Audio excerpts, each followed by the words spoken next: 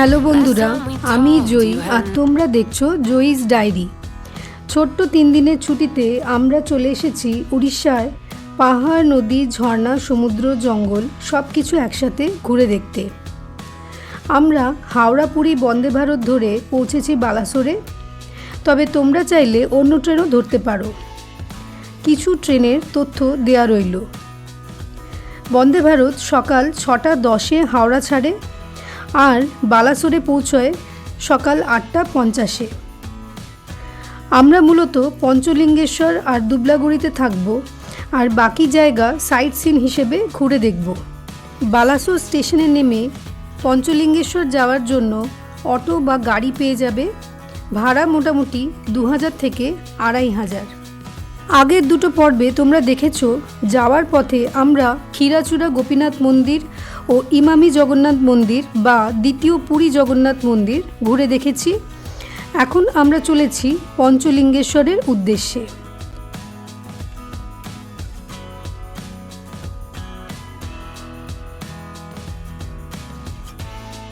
ইমামি জগন্নাথ মন্দির দর্শন করে কিছুটা এগোতেই প্রকৃতির চেহারা কিন্তু বদলে যেতে লাগলো। দূরে নীলগিরি পাহাড় আর চারপাশে খোলা মাঠ আর সোনালি ক্ষেত দেখা দিতে লাগলো। এই অপূর্ব দৃশ্য দেখে মন ভরে গেল। বালাসোর স্টেশন থেকে পঞ্চলিঙ্গেশ্বরের দূরত্ব প্রায় 30 কিলোমিটার, সময় লাগে 1 ঘন্টা।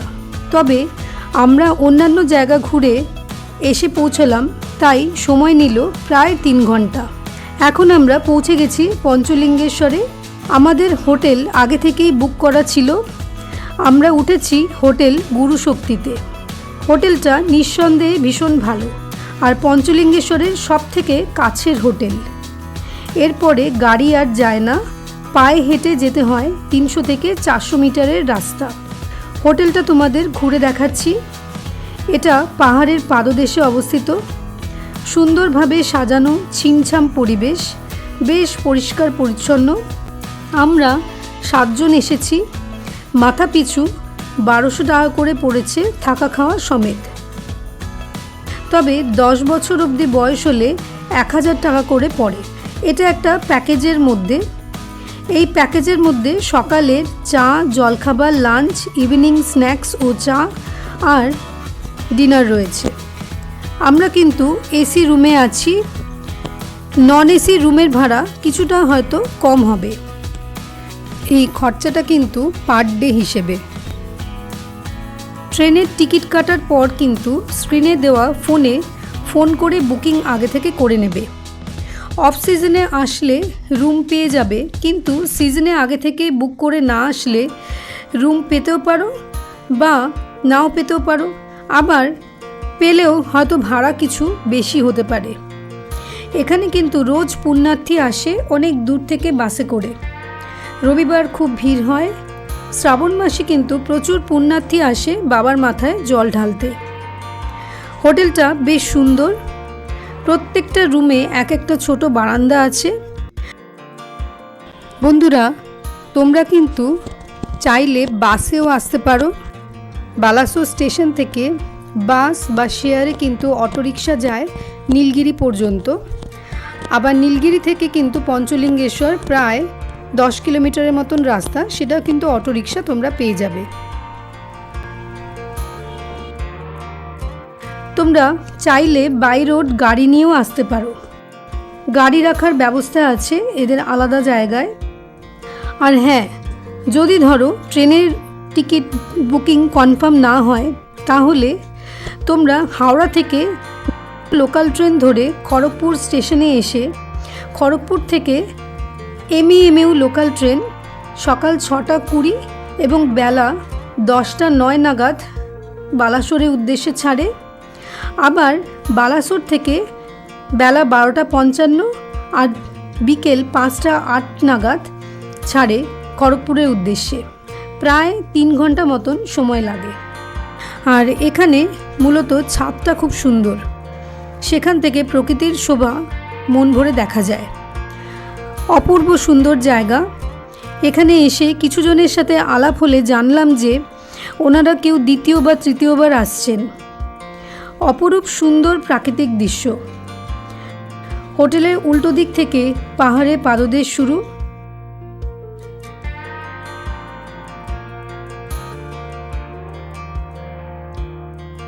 ছাদটা কিন্তু খুব সুন্দরভাবে সাজানো। ছাদে বসার ব্যবস্থা আছে। এখান থেকে পঞ্চলিঙ্গেশ্বরের পাহাড়টা পরিষ্কার দেখা যায়।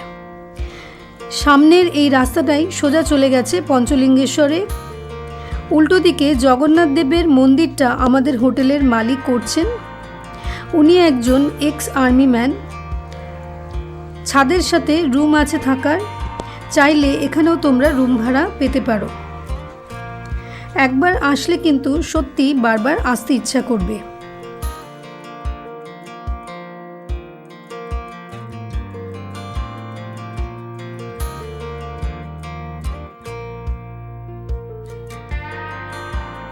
শীতকালে আসলে অবশ্যই কিন্তু গরম জামাকাপড় নিয়ে আসবে। এখানে সকালে এবং রাতে প্রায় 6 ডিগ্রি অবধি টেম্পারেচার নামে।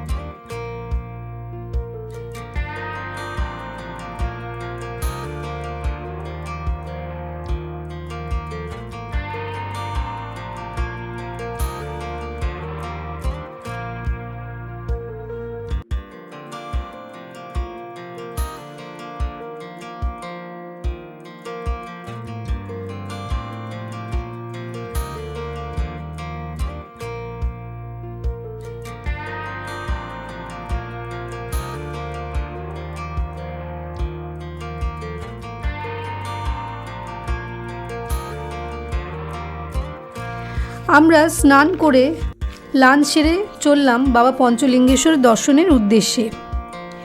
একটু এগোতেই দোকানপাট শুরু হলো পাহাড়ের ঢালে। এখানেই পুজোর সামগ্রী পাবে।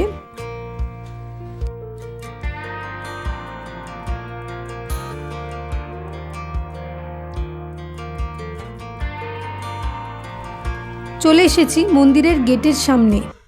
এখানে 5 টাকা করে টিকিট পড়ে মাথা পিছু। 312টা সিঁড়ি পেরিয়ে যেতে হয় বাবার দর্শন করতে।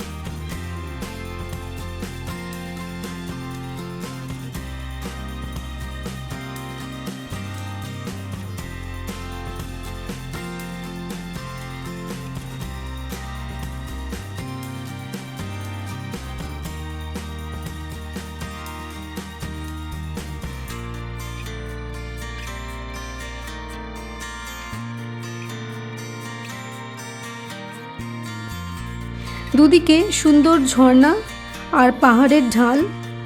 বর্ষাকালে এই ঝর্ণাগুলো আরও খরস্রোতা হয়ে ওঠে।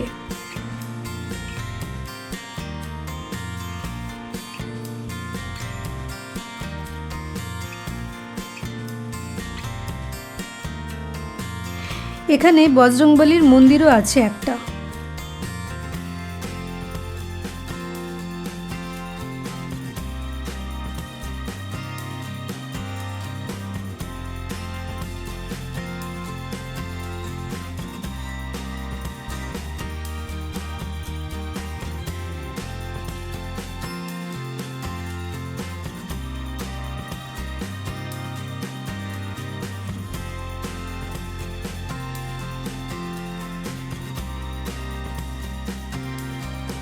কথিত আছে মাতা সীতা বনবাসের সময় 5টা শিবলিঙ্গ প্রতিষ্ঠা করেন, তবে সেগুলো এখন ঝর্ণার জলের নিচে, চোখে আর দেখা যায় না, স্পর্শ করতে হয়। বাবার দর্শনে যাওয়ার সময় নন্দী মহারাজের কানে কানে নিজের মনস্কামনাগুলি বলতে ভুলো না যেন।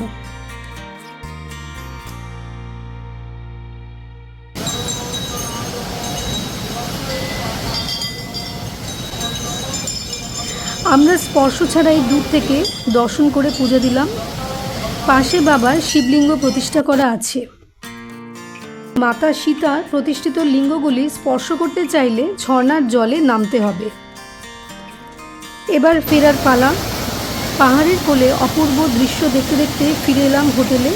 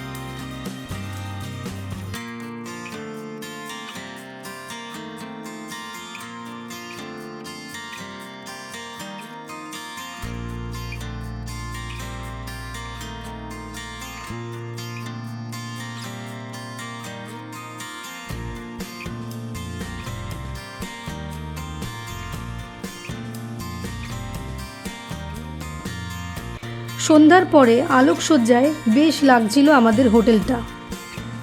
এখানে এদের রেস্টুরেন্ট বেসমেন্টে আছে। অনেক আশপাশের হোটেল বা হোমস্টের লোকেরাও এসেছে খেতে। প্রায় 50 থেকে 60 জন একসাথে বসতে পারে। এদের খাবার কোয়ালিটি কিন্তু বেশ ভালো, আর ম্যানেজমেন্টও ভালো। ছেলে ও মেয়ে উভয় স্টাফই রয়েছে রান্না ও পরিবেশনায়। আজকের পর্ব এখানেই শেষ করছি। কাল আমরা যাব দেবকুণ্ড দর্শন করতে, আর পথে থাকবে কিছু সাইট সিন। এই পর্বটা ভালো লাগলে লাইক করে বন্ধুদের সাথে শেয়ার করে দিও, আর পরের পর্বগুলো দেখার জন্য সাবস্ক্রাইব করে সঙ্গে থেকো।